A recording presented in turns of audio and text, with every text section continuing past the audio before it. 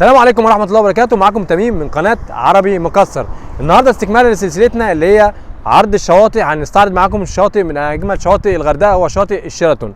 هنا طبعا شاطئ الشيراتون يقع في منطقة الشيراتون جنب فندق الشيراتون القديم اللي هو في ظهري دلوقتي. ده فندق الشيراتون القديم، وهنا الشاطئ بينقسم لجزئين، رقم 1 ورقم 2. اللي احنا قدامه دلوقتي ده شاطئ رقم 2، ولو عدينا الشيراتون كده الناحية التانية على طول هنلاقي شاطئ رقم 1. تعالوا معانا نستعرض الشاطئ مع بعض. قبل ما نبدا الفيديو يا ريت ما تنسوش تشتركوا في القناه. اشتراككم ده يا جماعه بيدعمنا جدا وبيخلينا نستمر في عمل المزيد من الفيديوهات. شكركم لينا هو اشتراككم في القناه وتفعيل زر الجرس عشان خاطر يوصلكم كل جديد. يلا بينا. الفيديو ده طبعا هو تكمله للفيديو اللي فات، استعرضنا فيه في الفيديو اللي فات شاطئ شيراتون رقم 1. اللي عايز يشوف الفيديو او اللي ما شافوش ممكن يدوس على علامه الاي الموجوده فوق الفيديو على اليمين وهتوديكم على الفيديو اللي فات. احنا كده قدام شاطئ الشيراتون رقم 2. هندخل دلوقتي مع بعض ونشوف ايه شكله من جوه. وادي ليلى هي معانا هتورينا كل حاجه، صح يا ليلى؟ دلوقتي علاء هيقول لنا على السعر هنا كام؟ الفرد عامل 200 جنيه. ايوه. مواعيدنا من 9 الصبح لحد أيوة. الساعه 5 اخر النهار. تمام. شاطئ الشيراتون القديم. شاطئ الشيراتون القديم اللي هو رقم 1 و2 نفس السعر. نفس السعر بالظبط. تمام. الشاطئ عندنا رملي ما فيهوش صخور. جميل. ان شاء الله تتبسطوا عندنا. اول ما بندخل الشاطئ طبعا هنلاقي اللوحات الارشاديه موجوده، واحده على الشمال واحده على اليمين زي ما حضراتكم شايفين كده معايا بالظبط. دي موجود فيها ايه الحاجات الممنوعه اللي تعملها على الشاطئ، من ضمنها طبعا الصيد. هندخل مع بعض دلوقتي جوه ونستعرض الشاطئ من الداخل. بالنسبه يا جماعه في ناس كتير بتسالني على حجز الرحلات السياحيه وحجز الفنادق، فانا هسيب لكم رقم واتس ساب للشركه اسفل الفيديو في الوصف، وهتلاقيه في التعليق المثبت. ده بالنسبه للي عايز يحجز رحلات او يحجز فنادق، فممكن تتواصل مع الرقم الشركه واتساب.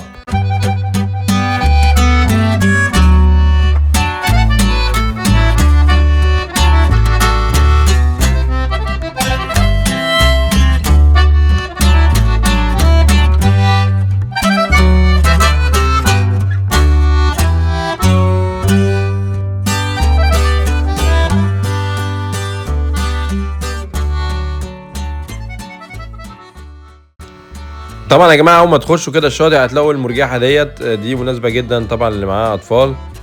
والله انا شفت كمان كبار بيتمرجحوا عليها، انت بقى ودماغك عايز تمرجح العيال. وهنا النضاره بتاعتي دي وقعت بس الحمد لله لقيتها في الوقت المناسب وانا بصور بالصدفه. هتلاحظ حاجه جميله جدا بقى هنا في الشاطئ، ان مفيش تزاحم. بمعنى ايه التزاحم؟ مش معنى كثره الناس، لا، التزاحم بمعنى المسافه بين كل شازلونج والتاني او كل شمسيه والتانيه هتلاقي في مسافة كبيرة وكويسة بينك وبين اللي جنبك.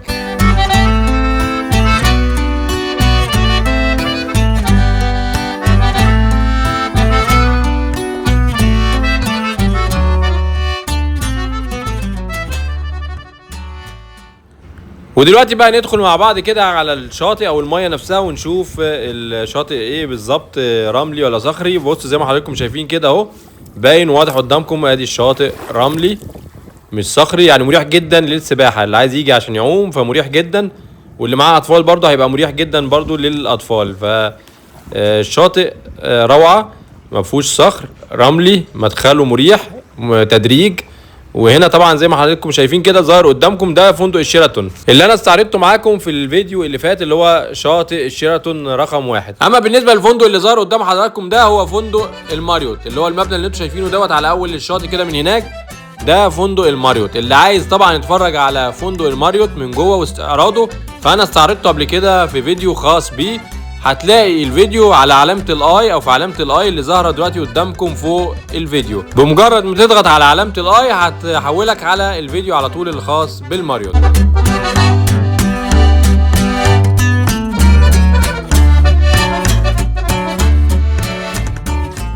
بالنسبه طبعا يا جماعه للشازلونجات، الشازلونجات معموله بالطريقه الحديثه، مش اللي هي الشازلونجات الخشب اللي هي المعتاده القديمه، لا هنا حديثه زي شاطئ الشيراتون رقم 1 اللي استعرضناه مع بعض قبل الفيديو ده، الفيديو اللي فات.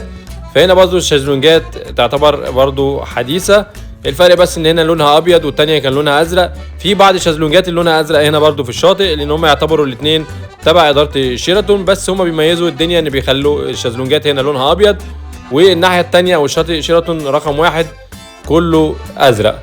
والشماسي طبعا كويسه، ما فيهاش خرام، ما بتدخلش الشمس. وفي المرجحه المعتاده زي ما انتوا حضراتكم شايفينها كده معاكم في الفيديو، اللي هي المرجحه اللي على الشاطئ على طول. دي جميله جدا برضو، اللي عايز يصور صور جميله للانستجرام فممكن يصور على المرجحه ديت.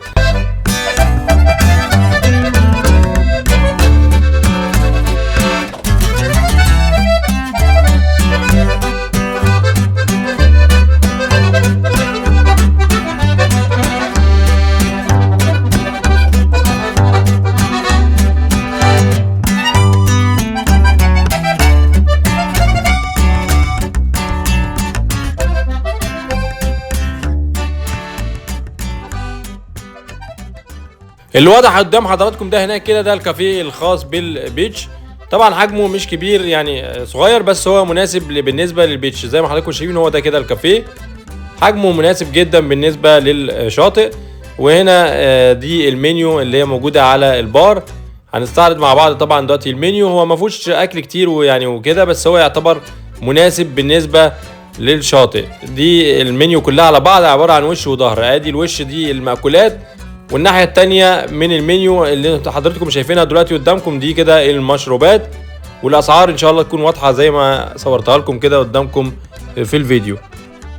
احنا كده رايحين على الحمامات. ده عندهم كده الحمام الرجالي والحريمي. ده الحريمي وادي الرجالي. ندخل مع بعض كده نشوف الحمام من جوه.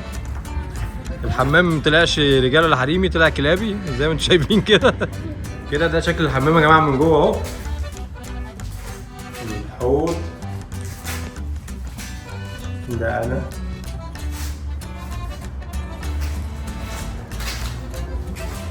الحمام.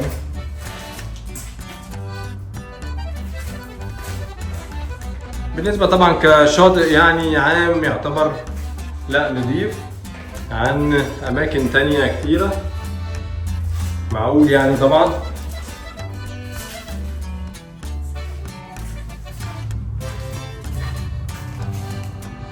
ودي كده عبارة عن غرف اللي عايز يغير يعني فيها ممكن يغير. يعني احنا هنا بصوا احنا كده هنا في الحمام. طبعا ده مدخل الحمام، ايوه. وده كده الحوض وهنا.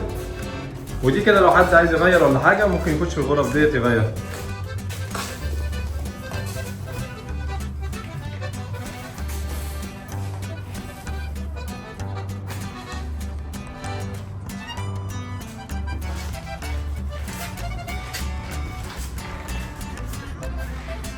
هندخل دلوقتي مع بعض على الحمام الحريمي. مش مع بعض قوي يعني، انا هدخل ليلى هي هتصور لكم هو الحمام الحريمي.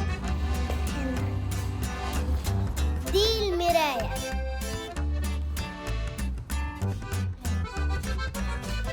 هنا تغيير الملابس.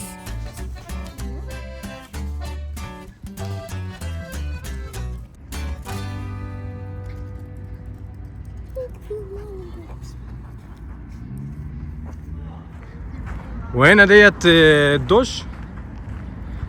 بعد ما تطلع من البحر عايز تاخد دش، ادي الدش بتاعك اهو.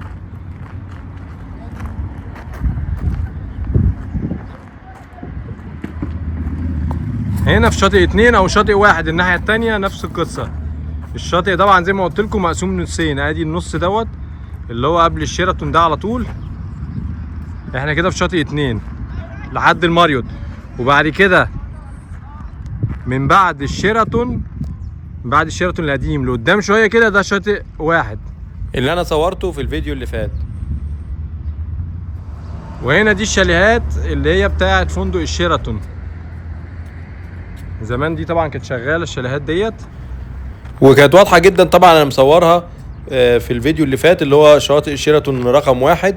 واللي عايز برضه يشوف الشاليهات دي لما كانت شغاله كان شكلها ايه ممكن يرجع لفيلم جحيم تحت الماء بطولة عادل أدهم وسمير صبري. وبكده دي تبقى نهاية الفيديو بتاعنا النهاردة. لو عجبكم الفيديو يا ريت تحطوا لنا لايك. باي باي. باي.